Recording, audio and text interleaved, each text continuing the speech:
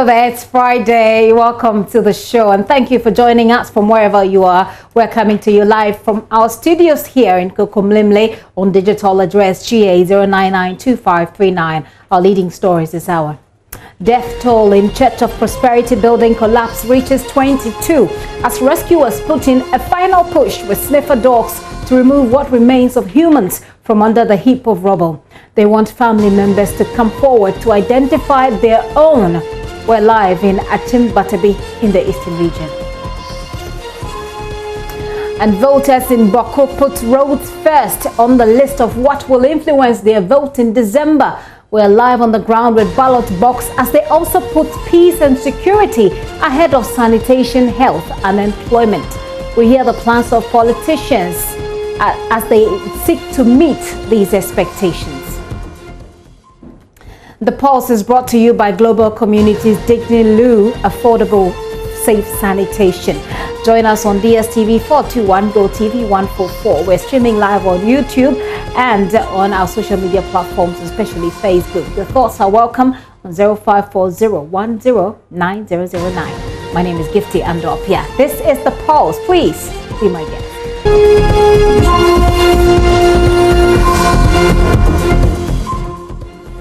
Collation done. The agenda is set, and tonight constituents of Bawku, Zebila and Garu will interact with the people who are seeking to represent them in the next parliament.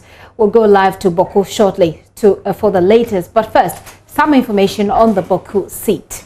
The Bawku Central Constituency in the Upper East region has over the years elected members of parliament from the NDC, NPP and independent candidates. Although the parliamentary seat is currently being occupied by Mahama Ayariga of the NDC, it is not so easy to predict exactly how the results for this year will turn out.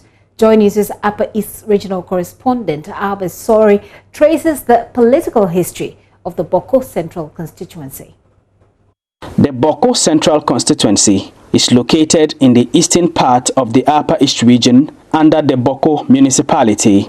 It has a total population of approximately 120,000 people and is one of the constituencies represented in the Parliament of Ghana. Prior to the 2004 parliamentary election, the Pusiga constituency was carved out of the pre-existing Bawku Central constituency in what was then known as the Bawku East District. The current constituency is therefore smaller in area than the one that preceded the 2004 election. Between the years 1992 and 2016, the Bawku Central constituency has elected their members of parliament first from an independent candidate and then interchangeably from the New Patriotic Party and the National Democratic Congress. In 1992, Madam Hawa Yakubu, now deceased, was elected as the Member of Parliament for Bawku Central as an independent candidate. Then, in 1996, Madam Fati Seidu from the NDC was elected the MP. Hawa Yakubu then returned and took back the seat in the 2000 elections, this time not as an independent candidate but on the ticket of the New Patriotic Party. In the year 2004, the people of Bawku Central elected Mahama Ayariga of the NDC as their Member of Parliament and then replaced him in 2008 by electing the MPP's Adamu Dramani Sakande, who recently passed away, as their Member of Parliament. But in July 2012, Adamu Dramani Sakande was jailed 2 years by the Supreme Court of Ghana for forgery. This followed a case brought in 2009 in the High Court by Sumaila Bilbil, a cattle dealer, stating that Adamu Dramani did not qualify to be an MP as he held both a British and Burkinabe passport.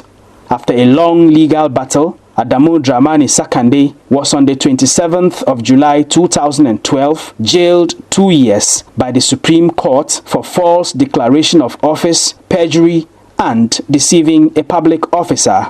In November that year, 4 months after his conviction, Adamu Dramani Sakande was reported sick and admitted at the Cardiothoracic Center of the Kolebu Teaching Hospital. He was then granted presidential pardon by President John Mahama on grounds of his ill health. In the general elections that followed later in December that year, Mahama Ayariga was given another nod by the people of Bawku Central as he was elected again as their member of parliament. Mahama Ayariga was elected for a third term in 2016 and is the incumbent member of parliament for Bawku Central. But the 2016 election was not without some controversy because the MPP in Bawku Central and their parliamentary candidate Gabiana Agbanwa Abuguri initially refused to accept the results of the election, citing overvoting among others. They then demanded that the ballots be recounted. Due to the volatile nature of the security atmosphere in Bawku at the time, the Upper East Regional Security Council decided that the Bawku Central parliamentary election ballots be brought to Bolgatanga for the grievances to be redressed. In the presence of tight security at the Regional House of Chiefs Conference Hall, NDC and MPP election agents spent more than 12 hours debating the issues that were brought by the MPP, with the Electoral Commission serving as a mediator. Eventually, the MPP's election agents decided to budge. In the final results of the 2016 parliamentary election for Bawku Central, Mahama Ayariga polled 22,611 votes, representing 51.1%, whilst Gabiana Abuguri polled 21,104 votes, representing 47.7% of total votes cast. This year promises another fierce contest in the parliamentary election in Bawku Central.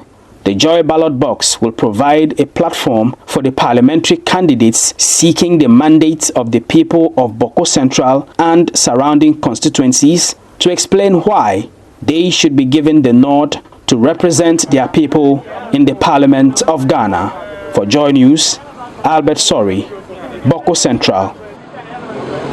Sorry, put that report together, and we are live on the ground. We'll be crossing over to the team, the ballot box team, to talk to you about what is happening ahead of 5 p.m. when we settle for that particular conversation of what strategies the politicians are putting in place to meet the expectations. And we'll be telling you the expectations that they have. Like I said in my intro, they're putting roads at number 1. Based on the collation that we've done, they put roads at number 1. And apart from roads, they put safety and security at somewhere around number 4. But that comes ahead of unemployment or employment, and it also comes ahead of health, and it comes ahead of sanitation. I'll take you through it. But one of the key things is accessibility to public facilities. Construction of resource center and jobs remain key issues that will determine who wins the election 2020 in that Bawku constituency. That's according to the community of persons living with disabilities there. As they gear up for the Joy ballot box tonight, President of the Persons Living with Disabilities in Bawku, Dr. David Azare, wants the Disability Common Fund increased to assist individuals with special needs. I want to see how much the MPs especially will come to our aid in terms of getting us a resource center. We in Bawku here, we don't have any place that we can meet. We have to meet under trees near the social welfare grounds. And anytime it's raining, we have to run for dear life. So this is one of the things that any MP that will promise us a place of meeting, a resource center, we would easily vouch for that MP. Thank you very much for the moment. Thank you very much, Dr. Azari. Let me get to Hawa and find out from Hawa also what issues will be influencing her decision. Hawa, what are those issues? The issues are plenty, but my Dr. Azari has speak some. So the issue, the common fund is the one, and those who, some of them they are here today, they don't have bicycle, and some too don't have a cross hands. Many people they want those. Many people want those things. We want the MP who can promise and buy the cross hands and the motorbike for them.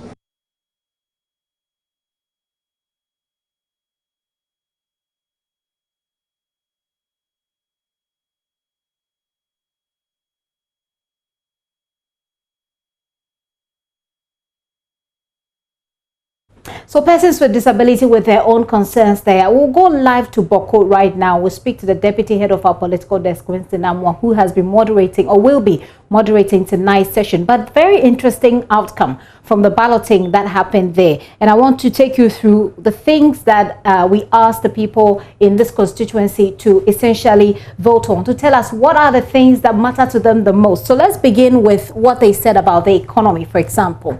So if you look at the economy, 15.39% of the people want to put economy first. I'm much more interested in economy, or economy is what will influence the way that the party has performed in terms of the economy will make them decide who to vote for. So if you look at 929 votes in total, 143 of them voted for the economy. Okay, so let's go quickly to Winston Amwa, who is standing by on the ground. I'll bring you the other thing. So there you have as well education, 13.313%. But let me engage Winston quickly on the voting pattern. Hello, Winston. Hi, Gifty. Winston, it's good to have you. So in terms of the economy, we're seeing the extent to which it will influence their votes. Do they give you explanations? I mean, beyond the voting, do they give you explanation why the economy is important or a key issue for them as they go to the ballots?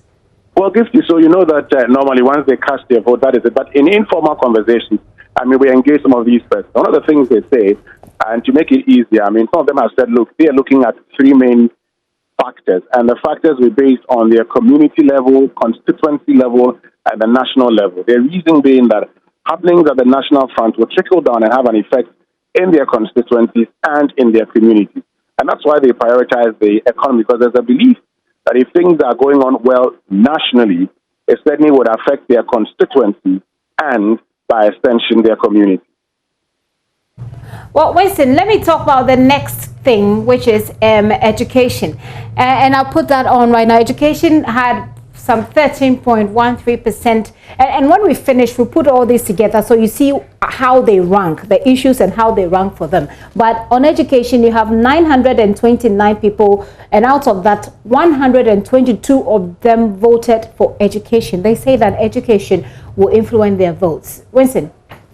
Yeah, so they're talking about it, and when it comes to education, there are those who are talking about access, there are those who are talking about infrastructure, there are those who are also concerned about the quality of education, as well as even how to end double track. They believe that, yes, while free SHS is a good policy, I mean, they're also concerned about double track, and they would want to see which of these two parties has the best of, policy when it comes to ending double track. They believe that, look, at the senior secondary school level, there's double track, but at the basic level also, there are issues of access, and that also should be dealt with, as well as dealing with the quality of education. Yes.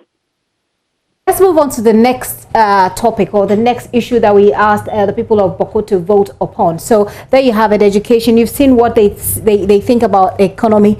There you have it on education. Let's take at the next issue, that is employment. On employment, you have 6.24%. It doesn't seem like a lot of people put employment ahead of anything else. Employment seems to be not much of a problem for them, because out of the 929 votes, only 58 of them said employment will determine how they vote. Winston? Well, Gifty, so talking about employment, of course, the issue of employment was, mainly among the youth. So the youth groups that we engaged have issues with with employment. Now they are asking for policies that would ensure that they are gainfully employed.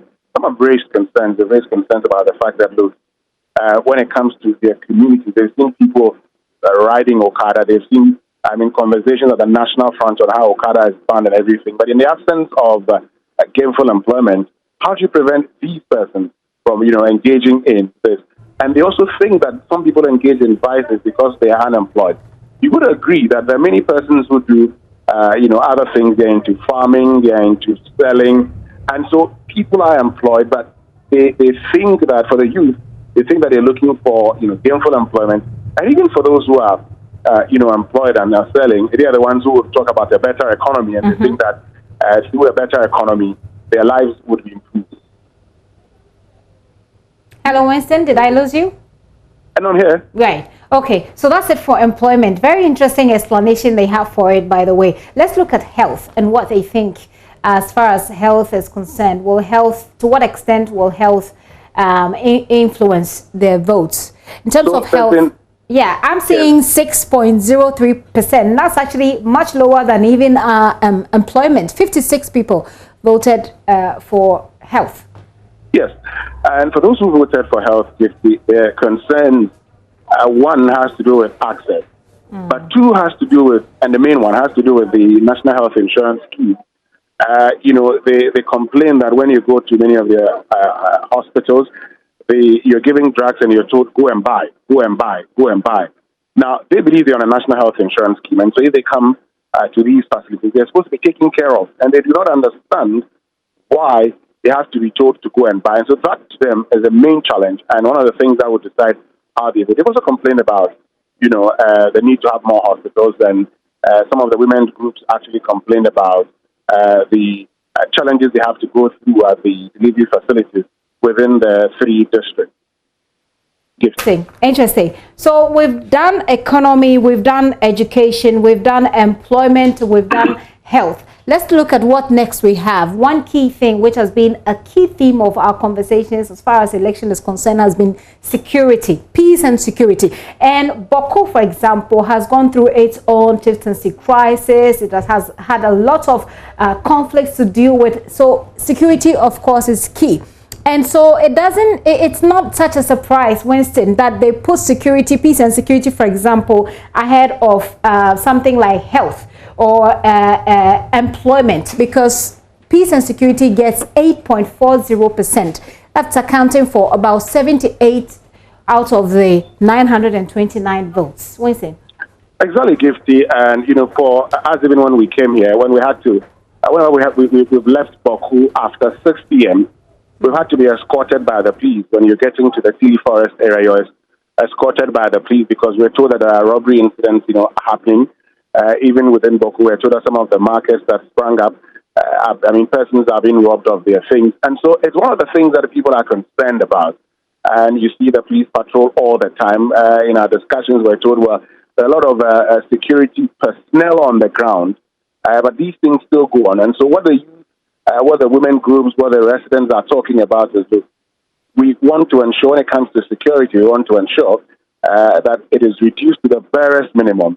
And then when it comes to peace, the reason why peace is of importance, just talked about in the past, Bawku had to be under curfew. We've seen the chieftaincy issues and all of that. And so as we're getting very close to elections, they want the parties to commit to peace. Yesterday when we spoke to the Bawku Naba and the paramount chief of the South traditional area, that's Nabab Asikli Abukrago Azoka II.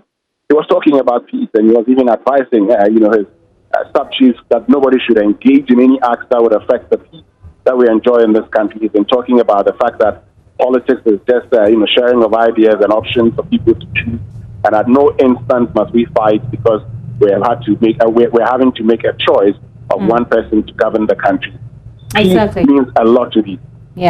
Yeah, it certainly does. And I really admire the people of Bawku for this choice, that it even surfaces in the scheme of affairs is a very key thing to discuss. So, Winston, let's take a look at roads. Now, this is one of the biggest issues for the people in this constituency. 31.45% out of the 929 people who voted, about 371 of them voted for roads.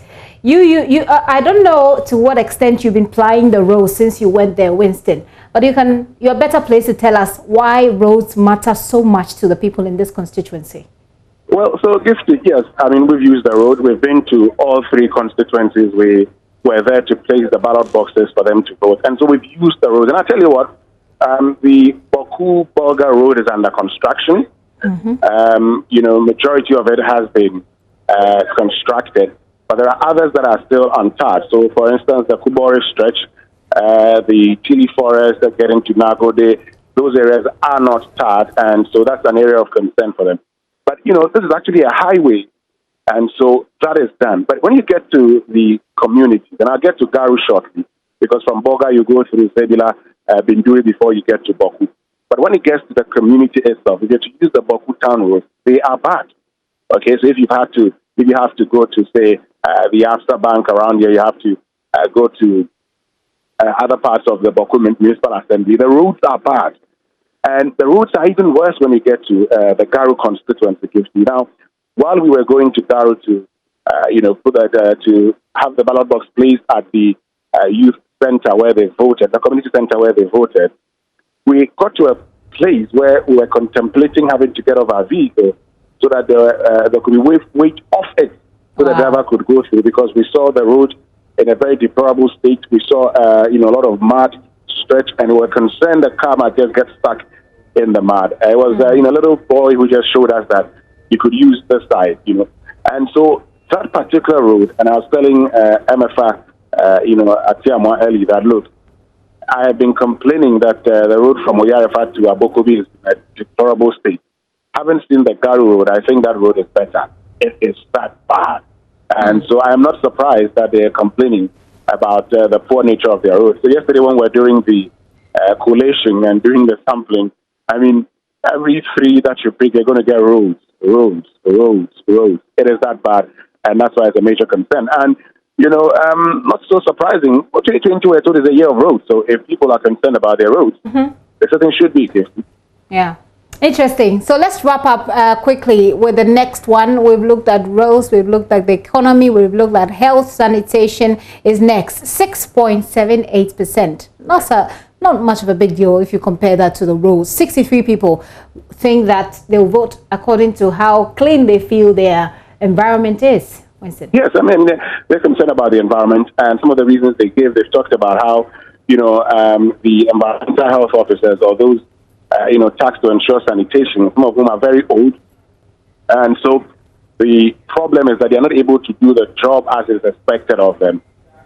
They've also talked about, a lack of certain facilities that would enhance sanitation. And so they've talked about a lack of toilet facilities. And all these things mean a lot to them. Yeah. And you should see while we were engaging the youth groups, how they were very vociferous about these concerns. Yeah. The final one, Winston, is social inclusion. And I don't know to what extent this was explained to the people, but you have just about 20 of them making it an issue for them as they go to the polls. Only 20 out of the 929. Yes, so there you have it. And now, this is it. So we met, this year we're meeting, we're talking about social inclusion. We're meeting persons with disability and taking their concerns also. And many of these concerns under social inclusion comes from persons with disabilities.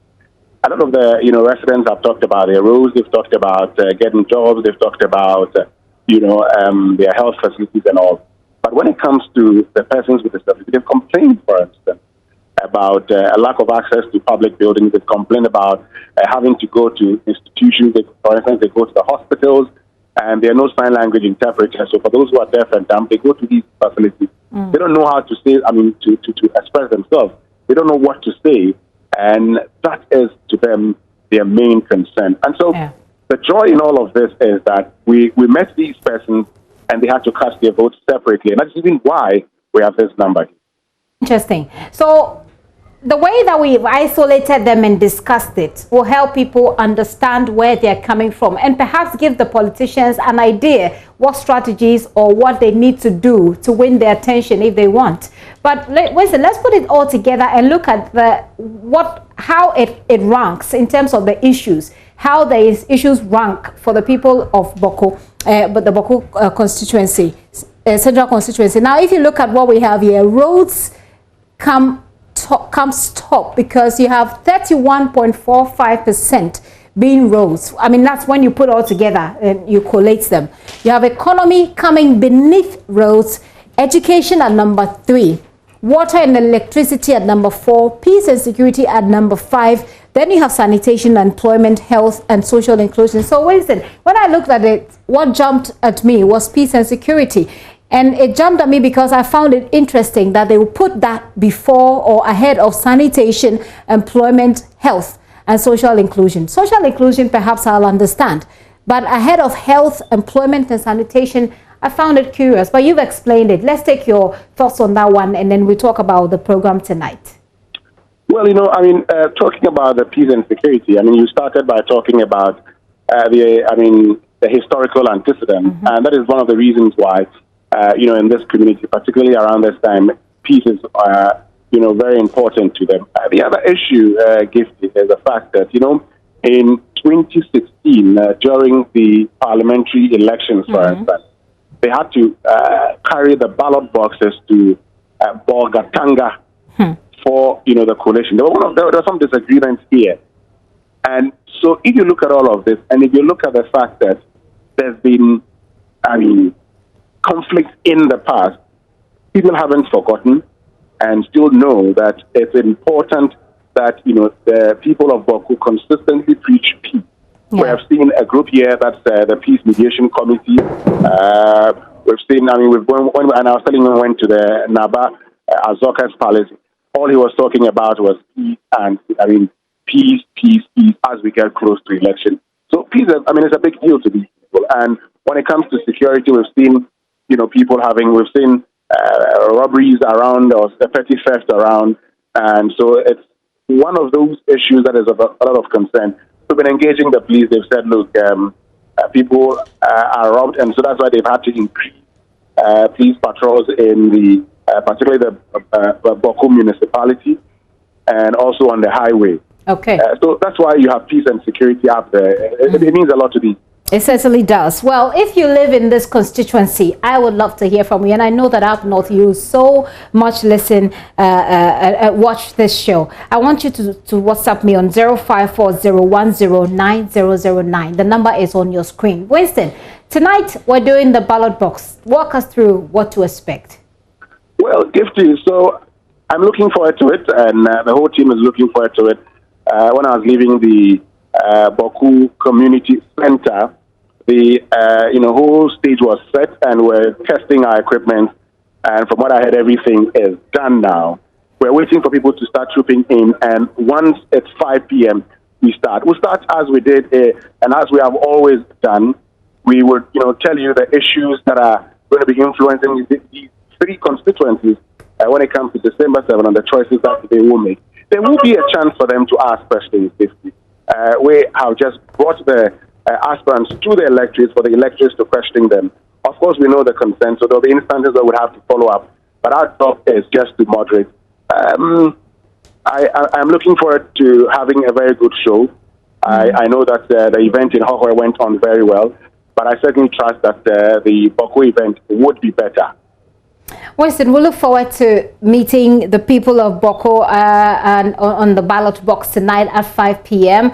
Winston Amwa there, who joined me all the way from Bawku. Winston is deputy head of our political desk, and he will be moderating the show. So we've already told you what matters most to the people. If you are a politician and if you have any of your candidates, or if you support any of the candidates in this particular constituency, maybe they haven't seen, you want to help them with it. Roads come first for the people in this particular constituency. Follow that closely. With the economy, they're concerned about, how money changes hands and how it affects them, how it reflects in their pockets.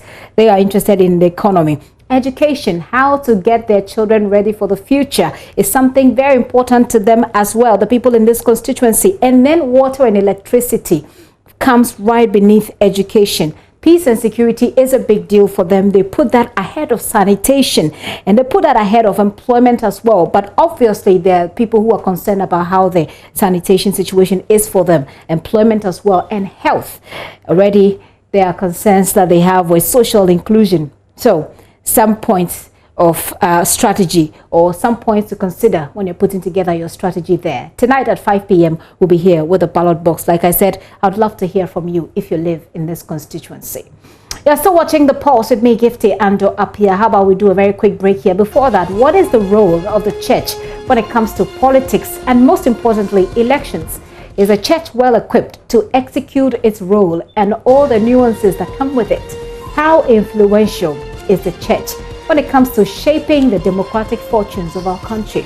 This Sunday, the 25th of October 2020, your radio for discerning listeners, Joy 99.7 FM, as always, will provide the platform and lead the conversation with the various faith bodies and religious leaders on their preparedness for election 2020 in a forum dubbed Election 2020, the role of the church.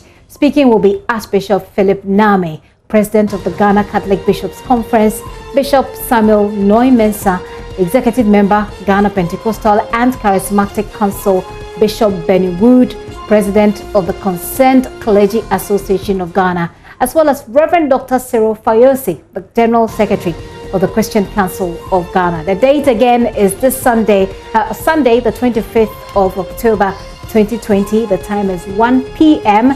and the venue is the Royal House Chapel, Ahemfie. We'll be live on Joy FM and the Joy News channel. Your host is Pastor Ato Aqua. For further inquiries, you want to put these numbers down, or this number down is 0302 216540. I'll go through again. That's 0302 216540. All COVID-19 protocols will be observed. So if you want to make it to the auditorium, you certainly want to have that at the back of your mind. My pleasure to have you as my guest. I'm going to go take a very quick break. When I return, we have more, including what's happening in Atimpoku, where rescuers say they're wrapping up with a very final push. They're bringing in sniffer dogs to try and find if there are any more bodies in the rubble. You stay with us.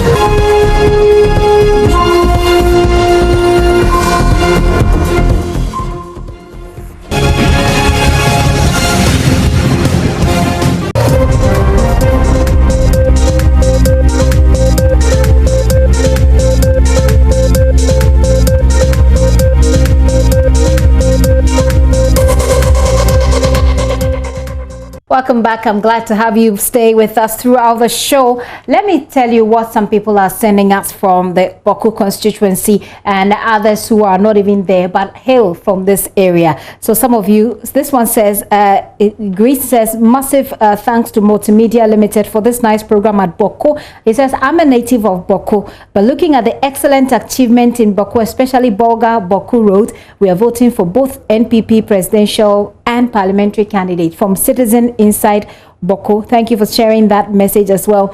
Justice sends this from La here in Accra. He says, JoyNews has done what nobody expected of them. More grease to your elbow. Thank you very much. Bawku constituency has been the business hub in Upper East, but since Ayariga and NDC took over, he says the constituency has suffered from bad roads, insecurity, bad economic growth. Bawku is now a ghost town and it's picking up, so we'll vote for the NPP. Abdul Kalik Sita sends that one in. And then this one says the people of Bawku have a major road problem. Example, the Bawku Zabzugu Bawku Zorsi Yarigu Road. He says it is not. All right, my final message on that one. This one says NDC is winning because the NPP has done nothing in Bawku Central. Okay, so if you are in that constituency tonight, 5 p.m., you certainly want to stay glued right here. Well, next week, professional groups will begin engagement with presidential candidates in the race to the Jubilee House this year. They will be asking them questions on the economy, health, jobs, everything promised in their manifestos. It's engagements these are engagements being organized by the think tank Center for Social Justice. First on the bill will be former President John Mahama, who will take his turn on Monday. Dr. Soji Tete is a former senior executive of the Ghana Medical Association and now the founder of the Center for Social Justice. He's joining me via Zoom. Hi, Doc. Good afternoon. Good afternoon. Nice to be on your program. Thank you for coming. Let me start our conversation by asking why you thought this was necessary. What will it do? Well, I mean, basically, we've had over 20 years of democracy, and some of us talk about the promise of democracy. And I think that people are not voting just for the sake of voting. It is for purposes of transforming lives. And the transformation comes through the implementation of various policy positions. So the Center for Social Justice is offering the leading candidates the opportunity to present their alternatives and allowing professional bodies to subject them to scrutiny so that they would make informed choices in December. And that primarily is the motivation for what we are doing.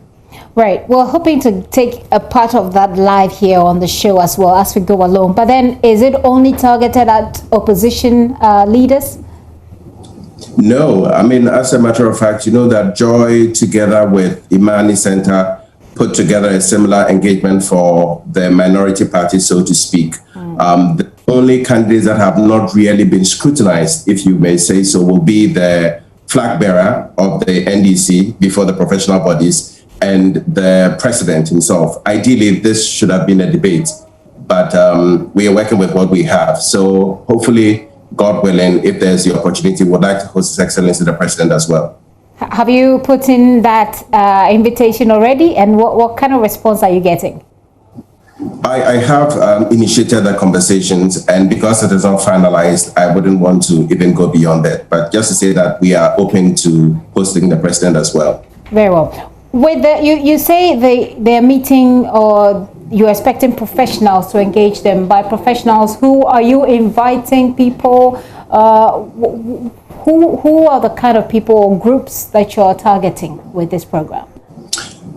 So as of today, we've extended invitations to over 30 professional groups. We have the Trade Unions Congress, we have the Ghana Medical Association, Ghana National Association of Teachers, Ghana Bar Association. Invitations are flying all over. And because we are a center for social justice, and our aim is to create space for all kinds of people in the society to take part in the discussions, invitations have also been extended to Makola women, some practitioners in Aboseokai, for them to also come and have dialogue with His Excellency, the former president, because I'm sure they all have issues. The woman in Makola Market probably knows more about the economy than many of us. So the Center for Social Justice is creating this equal opportunities platform so that there will be more voices that will take part in the discussion. So not only will you hear from doctors, pharmacists, lawyers, but you also hear from market women, you hear from fishermen, farmers, the Aboseokai practitioners, and the market women. I think it's going to be really fascinating. It definitely will, from the way it sounds. So wrap up for us with a mental picture of how today will look like. So you mean Monday? Right, sorry. How the day will look like. Yeah, so we will just give a brief intro about a vision and mission of the Center for Social Justice. The former president would have an opportunity to present his policy platform. After that, he's going to face what I would call a very tough panel. So on the panel, you have Shamima Muslim, the founder of Alliance for Women in the Media, and a Chevenix scholar. You would also have Dr. Amanda Kofi, who is going to moderate the session. She's a research fellow at the Legon Center for International Affairs. And last but not the least, you're going to have Dr. Lord Mauko Yevuga from GIMPA.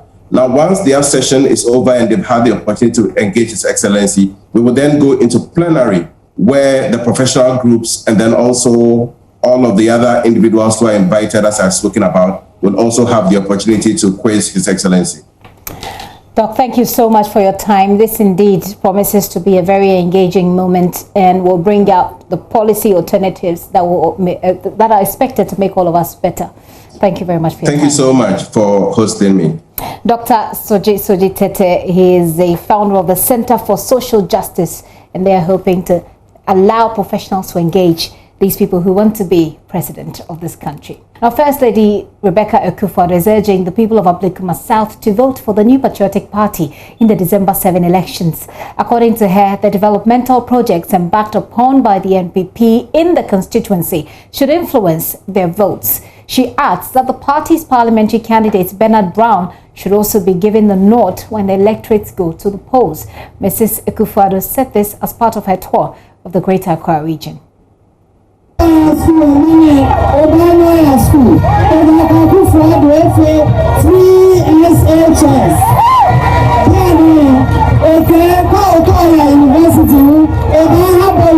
The free senior high school program has helped Ghanaians, and a lot of people are benefiting. You all bear with me that the MPP government has set a very good record in terms of infrastructural development here. That is why we are asking you to give us 4 more years. The government has also established lots of factories all over Ghana. And you bear with me that this is creating jobs for the citizens.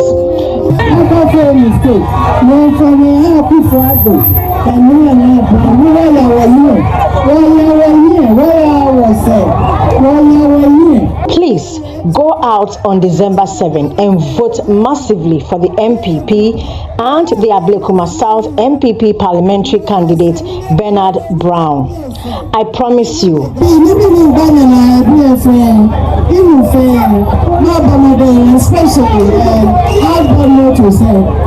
We will liaise with the appropriate authorities to address all the concerns of fishermen and market women in this constituency. As soon as I get home, I will talk to the president about the outbound motto and personally see to it that the Tuesday market is completed on time for you to continue trading.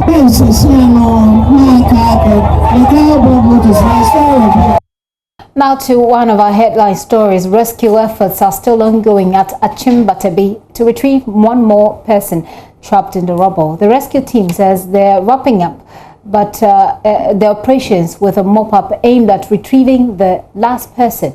The team currently is back on site, digging into the wreckage after sniffer dogs belonging to the military detected human odor in some areas. The death toll remains 22 now, after 30 persons were retrieved from a 6-story church building that collapsed on Tuesday afternoon. Briefing the media, the head of the inspectorate at NADMO, Richard Amuyate, said persons whose relatives are missing should visit the Odan police station for identification. We have invited you here this morning for update number 4 on happenings at Atimpoku, where a church building has collapsed. At our last update, we informed you of the dog toll. After that, we continued with the search and rescue. Like I said, we're going to search everywhere until the last body or the last person has been found.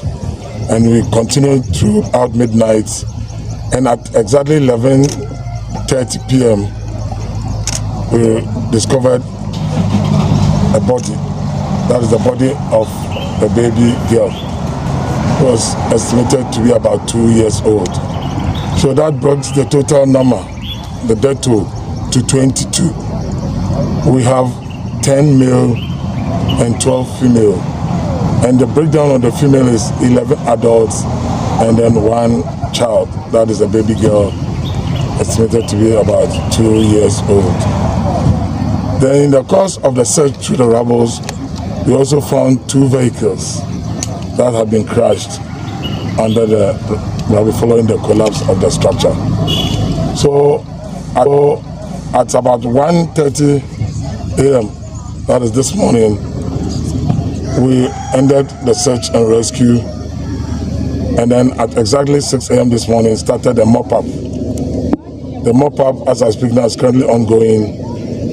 We have stopped the use of machines and we have introduced sniffer dogs. Has been monitoring this story for us on the ground. He's joining me right now. Kofi, when they say there's one more person, they initially communicated that they do not know the number of people trapped under this rubble. So what do they mean by one more person? Well, Gifty, until this morning, they didn't know the number of people who were trapped under the rubble. What they say, according to the Nambu people, is that one person came and reported to them that his mother attended the church with the people and he could not find him as at now. So he reported to the NADMO officials so that they could also track the body under the rubble. But they've been able to, done all the rescue operations, but they couldn't find the said woman. So at this moment, what are they doing? At this moment, the National Director of NADMO visited the area, and what he has done is to officially close the rescue operations. So as I speak with you, the rescue operations has officially ended as announced by the NADMO boss just a few minutes, about 30 minutes ago. Do we have any updates from the police about the cause? What the police and the NADMO officials are saying that people who are not finding their relatives or their family members, and they believe their family or their relative visited the church the same day the incident happened, should contact the police for identification, because they have a number of bodies at their place, and they would want the family to come identify them before they can give them out to them. Let's talk about families, Kofi. I know that you're being in touch with some of the family members. I mean, what have they been telling you? What they have been saying is that they are really shocked that this could happen. Some have been hanging around the place as long as the incident happened from Tuesday till today, Friday, and they were wishing that they could, see their family members who were trapped under the rubble, but they didn't, because initially we heard that about 60 people were under the rubble, but when the operations came to an end officially, only 30 of the 60 that were given, that is from the residents who were around and some of the church members, only 30 of them were able to be retrieved, and out of the 30, 22 were confirmed dead, leaving only 8 of them alive. That's a very sad story there. Kofi, thank you very much. Kofi Siao is our man on the ground there, has been monitoring this rescue operation for us. So far, we know that 22 people have lost their lives. May their souls rest in peace. You're still watching The Pulse with me, Gifty Ando Apia. We'll be crossing over shortly to the Labadi Beach, where the Professor J. Nana Oprokwajiman is engaging female professionals. We'll be hearing her speak when we do that crossover. Let's take these messages. We'll be right back.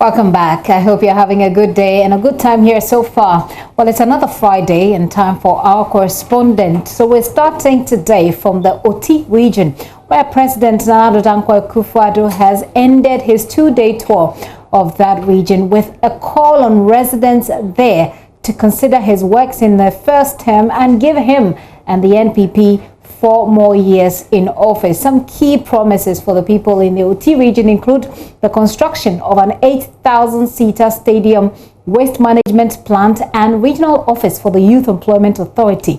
We'll soon bring you a wrap of his tour of the region. Well, before I speak to our correspondent, Peter Seno, take a look at the report he put together. The 2-day working visit by the president to the region saw him visited the Biakuye, Bwem, Nkwanta South and North, and the Krachi West constituencies with a regional rally at Dambai in the Krachi East constituency. The president, while in the region, inspected ongoing 56.4 Jasica and Odopepezu road construction, Nkunya Kwame Krum road construction, Baza Town roads, and 15 kilometers Ketekrachi Town roads. The president, while at Ketekrachi, assured residents of government commitment to construct a bridge on River Oti to reduce travel time and link the peninsula town to urban centers. Bridge no there. Right now, I can design no air costume. I have a baby,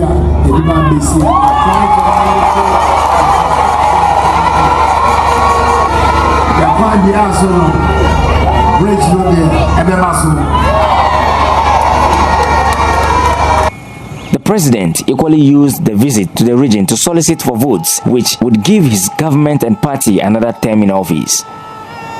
The president was received at a mammoth rally in Dambai, the regional capital, where he called on supporters to continue to have faith in the party and also reiterated his call on the people in the region who have for the past political years lent their support to the NDC to consider the MPP for once, which he added they would not regret.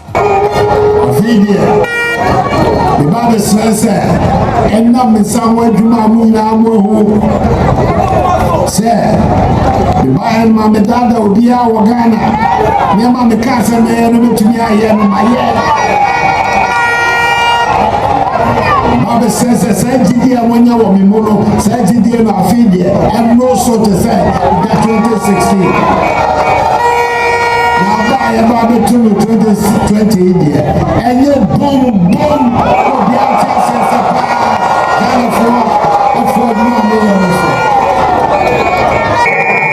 na fedia me baba sana no manimo se mutra chinye nso ase ache ewo TV ye mobilia na manimo saboka ye hu papa bia chinye na ya mamoa ya me sene sa fedia o TV monya mo fa hu dia no mo fa se mo ba be fiti ye no so ase aba be tra so no so am so no so aba now so no so to me ananti oti ko am gigim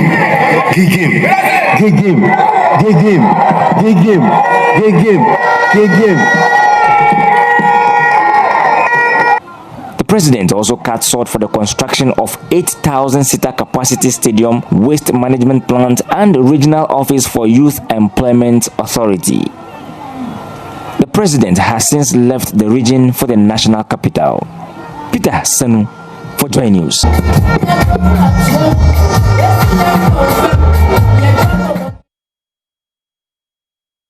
Together that report, he joins me right now via Zoom. Hello, Peter. Peter, so how did people take the request that the president makes, you know, for them to vote for him? Because over the years, as he puts it, the umbrella has not done anything for them.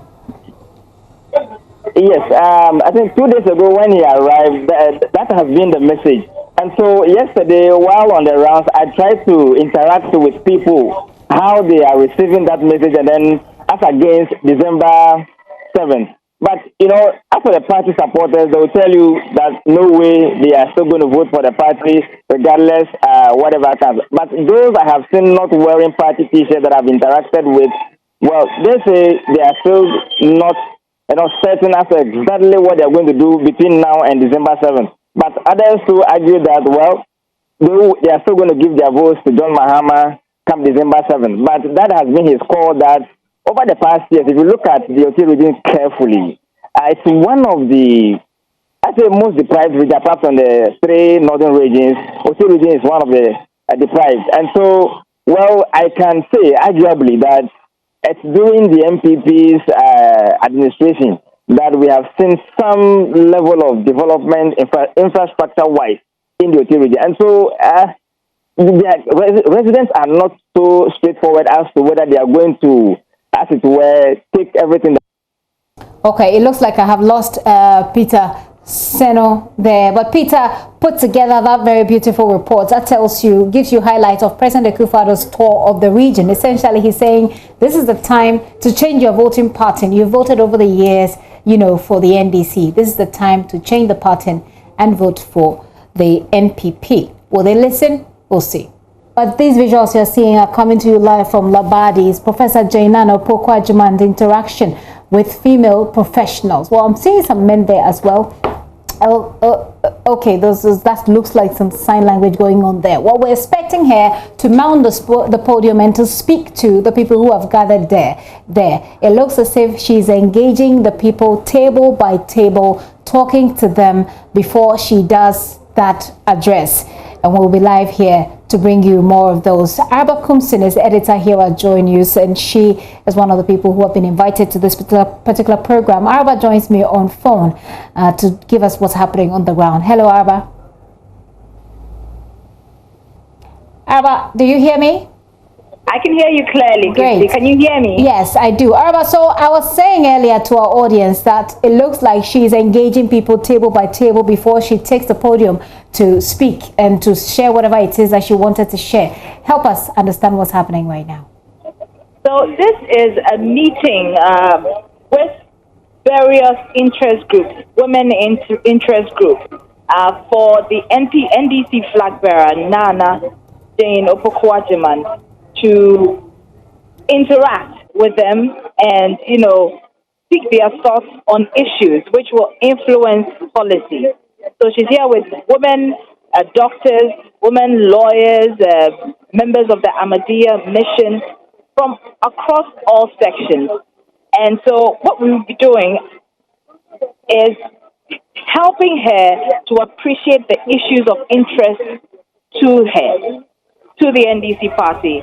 Right. So that in the event that the NDC is elected into office, the issues will translate into policy. So that's why she's here conversing with the various interest groups. So there are various questions that she's asking them and seeking their thoughts on. One is how Ghanaian women will want to be represented and heard and involved by an office of a vice president if it is occupied by a woman. Another issue that she is asking them is the current issues or challenges that she feels that they think her office can help address. That is in the event that she becomes vice president, and also how women groups can support and amplify the voice of a potential female viable candidate to the position of vice president so that she can address their issues when she then assumes office.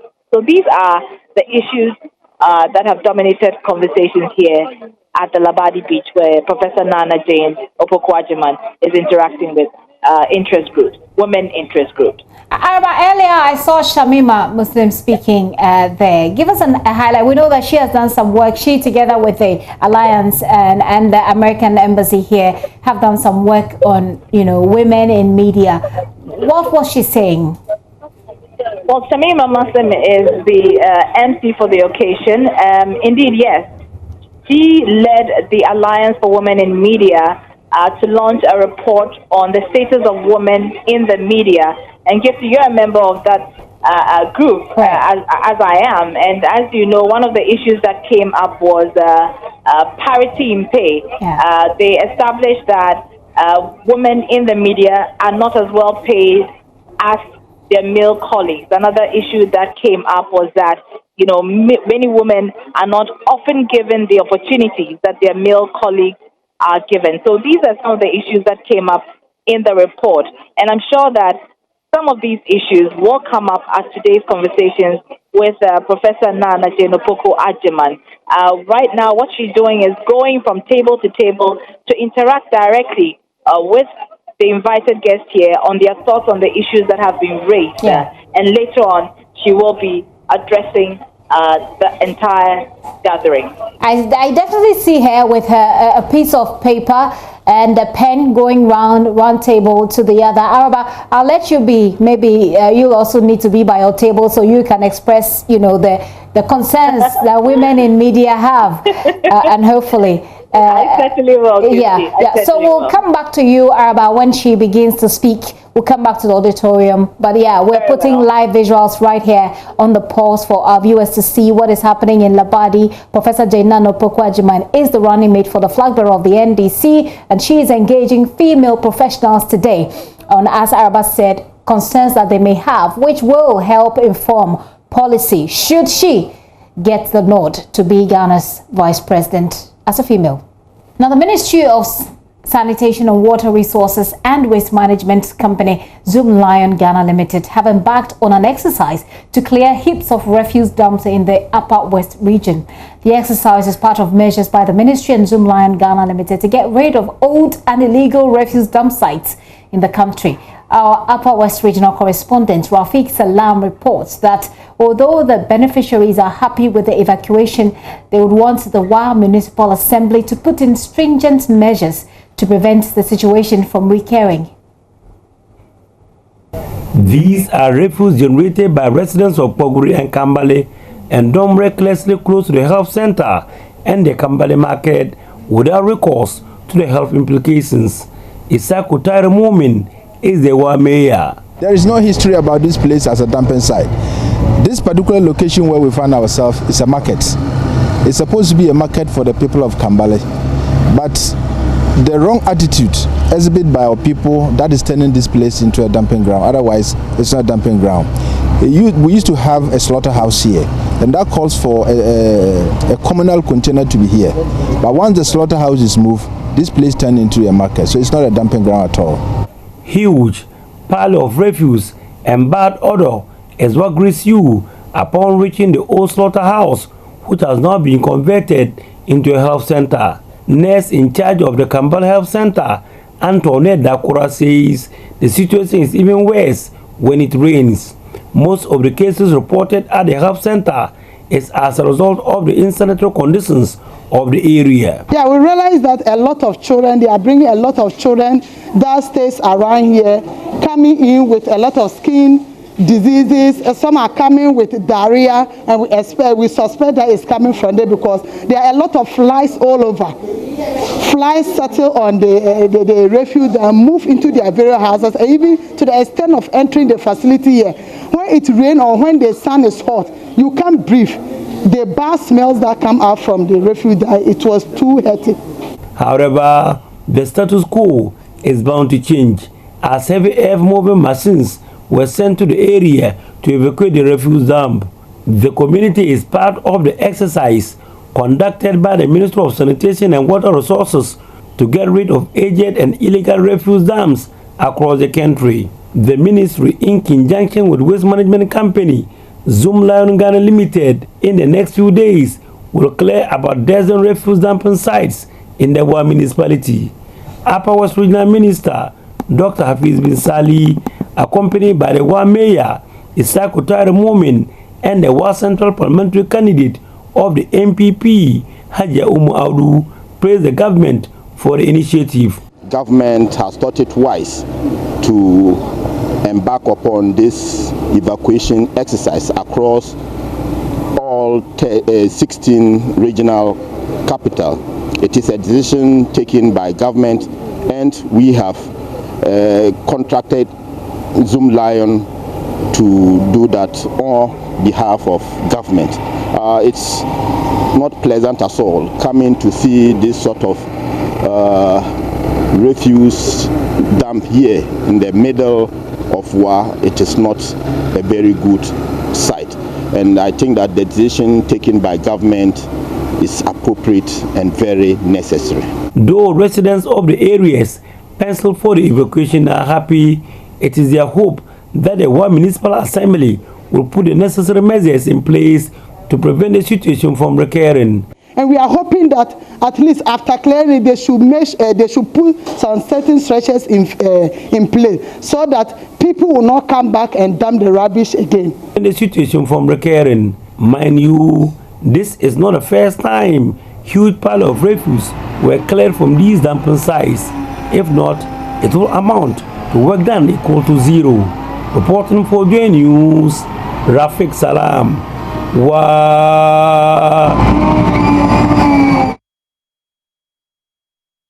Let's cross over quickly to Rafik Salam. As you know, we're talking to our correspondent. We just, had to bring in the feed from the Labadi on what's happening with Professor Atimpoku Ajiman. Yeah, it's still ongoing. When she speaks, we'll come back to you. But let's get back to our correspondent on the ground, telling us what stories they've been covering over the week. Rafik, we've seen this very good story about sanitation in the region. Hello, Rafik. Do I have you there? Hello, Gifty. How are you? Fantastic. I'm good, and it's good to hear you. Rafik, we saw the sanitation story that you did, and I'm wondering, we've looked at what's happening in Bawku Central. For the people of Bawku Central, sanitation is one of the key issues for them when it comes to election. How big of a problem is sanitation in your region? In the Upper West region, yes, sanitation is a big problem. You have several illegal refuse dumping sites in the Wa municipality, and I can tell you that about a dozen of them were cleared yesterday. Because wherever you go, somewhere around 2007, what was declared the cleanest city in the country. I'm wondering if those people who pick Wa as the best in the country, they have to revise their notes, because sanitation here is a big issue. So when you go to those areas, like say Paguri, Kambale, and also you go to places like the hinterlands, sanitation is a big issue. And so the people were really happy when the government came out and said they were going to clear or evacuate this refuse dump in the Upper West region. Interesting. Rafik, we have just a little above 40 days to the election. What political activities are going on there, and how is it shaping the conversation? It's a usual MPP NDC ball game they are playing.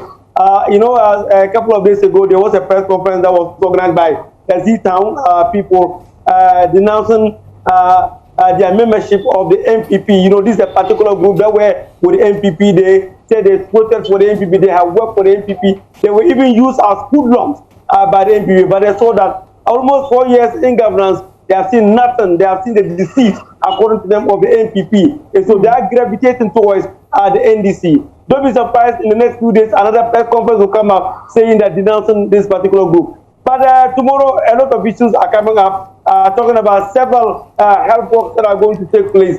And so it's a usual banter between the NDC and the MPP, and the issues have to deal with what government has been able to do for the people of the Upper West region. The NDC has always been claiming that at least they have been able to bring the hospital, they have been able to bring lights and then water. Right. The MPP are also saying that they were the people who completed some of these projects. And so it's going to be two horse between the NDC and MPP in the Upper West region here.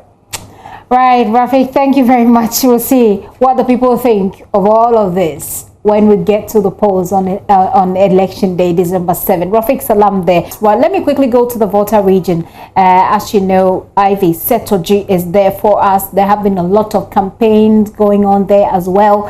Ivy, do you hear me? Yes, great. Ivy, give us a highlight of what happened in your I almost said constituency, in your region this week. Okay, so the president visited the southern district where he commissioned the Naval Training Command, where, according to him, he assumed that increasing economic activities in the maritime environment, especially in the oil and gas and fishery sectors, and their accompanying security challenges, demand the presence of a well-trained maritime force for the purpose of offering enhanced protection. A lot of people who were there were happy about the training center because they think that most youths will have the opportunities of being trained there. And then he went to Ketu North, where he met the chiefs and people of Apipe, Jojen and Penny. He asked them to abandon the NDC and join the NPP, where there are more opportunities, and that they should give him more time to continue of what he has already started. And when we go to Georgia, still in the Ketu North district, the crowd there was very huge. That was in the night from 7 p.m. thereabout. The crowd was very huge. A lot of people think that there is little change because compared to 2016, a lot of people were not willing to come out in the numbers whenever the MPP was around the region. So this time around, a lot of people came in. Some of them, of course, are just onlookers who were just passing by to look at what was happening. So that was what happened in the region, the maritime, the Naval Training Command, and in the Ketu North district where the president visited. People are expecting him to come back and fulfill some of the promises he made before we have the elections in December. Interesting. Ivy, thank you very much for that update. I was just wondering if you did monitor the response by the NDC in the, I mean, this has been an NDC stronghold, which we know, the region. I'm wondering whether the NDC in the region came up with any sort of response to this. All right, that's Ivy Setoji giving you the highlight of what happened in her region this week. So we've gone to the Upper West region with Rafik Salam. We've gone to the Oti region with Peter Seno, and to the Volta region with Ivy Setoji. That's what we can have for today on our correspondent belt. But the NDC is accusing the Electoral Commission of conniving with the New Patriotic Party to rig the upcoming elections in the Sunyani West constituency in the Bono region. Addressing a press conference at Nswatre, the NDC parliamentary candidate Millicent Yeboah Amankwa is alleging an attempt to regularize about 5,000 additional what they call illegal names in the register in the constituency during the voter transfer window. She said they will use every legal means to resist the what they are calling again machinations to undermine the integrity of the elections. Precious Semevo, who will be crossing over too soon, has that story for us. Electoral Commission is working against time to present acceptable voters register to the political parties and candidates ahead of the 2020 presidential and parliamentary elections. While at it, the NDC is pointing an accusing finger to the EC, alleging they are in bed with the NPP to use the voter transfer window to regularize illegality they have complained about.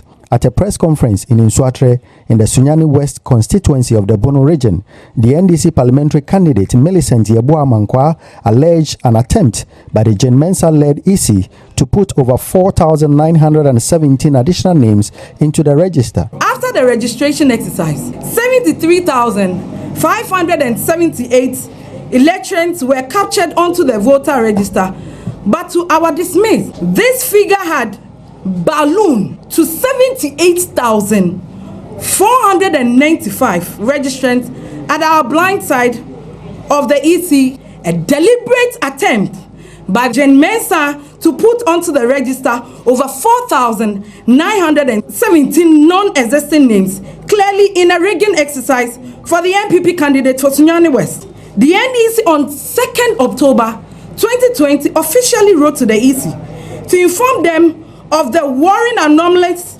but to our greatest shock, nothing has been done, and its continuous deliberate silence on such serious electoral infraction confirmed to the suspicion we have by the Jane Mensah EC that they are in bed with the NPP candidate to embark on a rigging plan by using the ongoing voter transfer window to regularize the illegality that has been perpetrated. She said, based on the public election regulation, she does not expect mass transfer of voters during the transfer window. Other voters seeking transfer, according to the sub-regulation 3, shall provide physical proof of the new residents in addition to the signing of declaration. Sunyani West constituency, considering the total number of registered voters, we are not expecting mass transfer of voters, either from Sunyani West constituency or from other constituency to Sunyani West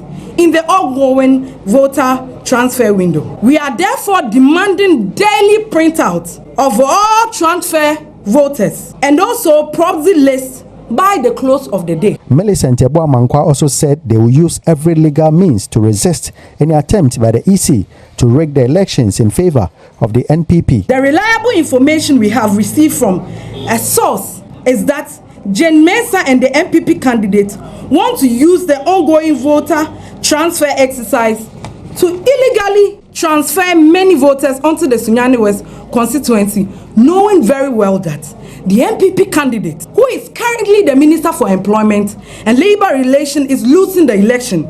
And I, Millicent Yeboah-Mankwa, as the parliamentary candidate for Sunyani West, NDC, together with the NDC fraternity, would use every available legal means to resist a rigging machinery. For Joy News, Precious Semevo in Nswatre. The Electoral Commission is working against via Zoom right now, so we have a conversation on the back of this story and what else has been happening in the region this week. He's joining me on phone rather. Hello, Precious. Precious, has the Electoral Commission in the region responded to these allegations being made by the NDC there? Officially, no. There hasn't been any response from the Electoral Commission. Probably after the transfer exercise, which will end today after the extension, then probably they may decide to respond to the allegations from the NDC. But really, the concern of the NDC is that they expected the EC to have responded since they drew their attention to their concerns from the 2nd of October up to now. They were expecting that something would have been done, or they would have even heard from the EC even before the transfer exercise, and they are demanding a daily update of additions of names, being a transfer within or from outside the region. This is an issue that is dear to the executives of Sunyani West, particularly the parliamentary candidate of the NDC, Millicent Yeboah-Mankwa, and they are determined to ensure that any slightest hint that will give them the impression that the EC is doing something to favor the incumbent MP, who happens to be the Minister for Employment, Ignatius Bafo, they will resist it by whatever means. But fortunately, they said they were going to resist it through all legal means. So it's a serious issue that party executives are hoping that the EC will treat it with the seriousness that it deserves before we enter into the election, or even before the register, the final register is given out to them. The number that they are talking about, close to 5,000, that they are alleging that were added to the register, it's of concern to the regional executives, and hopefully the EC will respond to it after the exercise. We'll see how that goes. But briefly and quickly, Precious, what else happened in the region, in politics, any other issue? Yes, of particular interest is what happened in the Bui Dam catchment area, where the Chief Executive Officer, Mr. Fred Ogre, through his own personal resources, put up a state-of-the-art innovation center for the students within the Bui enclave, so that they will have a direct field of scientific, materials to aid their education. Now, he believes that the world is moving into technological area and then more of robotics. And he believes that with the state-of-the-art that he has provided for the community, it is going to propel the youth, ginger their interest, so that they will be able to learn and appreciate what they have heard, mostly in an abstract form, so that they can appreciate what is happening. It's something, the state-of-the-art, fully packed library with a lot of, computer lab, science lab, and it is fully stocked. You'll be wondering that such a facility is in the hinterlands of Ghana, but it's something that the chiefs and people of Bui are headed by the Bui chief himself, Nana Wo II. He appreciates. He particularly said that if the CEO had given them money, they would have finished spending the money. And for what he has done, they cannot thank him enough. And for that matter, they decided to install him with as a development chief with the name Nana Ababio for the Bui Constituency, the Bui area, to encourage other people to support them in whatever they do in the area. But the chiefs also have a bit of concerns. They believe that there are some areas within the Bui area that do not have electricity. Okay, certainly. They'll bring all of those up.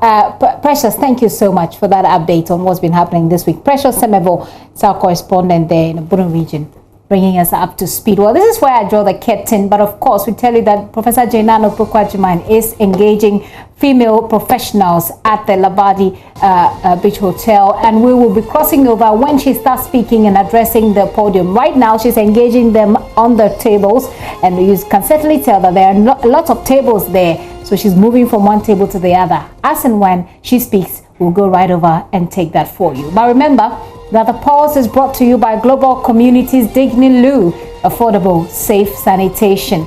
My name is Gifty Ando Apia, and there is more news when you log on to myjoyonline.com. Many thanks for your time. Have a great weekend.